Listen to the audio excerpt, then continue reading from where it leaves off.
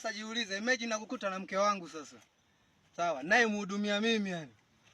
Yaani kikukuta na kuchinja wewe au mke wangu namchinja. Sawa. Yaani alafu watu wanakuja wanasema, "Oh, wewe mshamba wa mapenzi, shetani." Sio shetani, kwa sababu mimi ndo nayeumia mimi. Yaani mimi namhudumia mke wangu alafu wewe unakula kilaini tu. Hayo maisha, hayo ni maisha tu.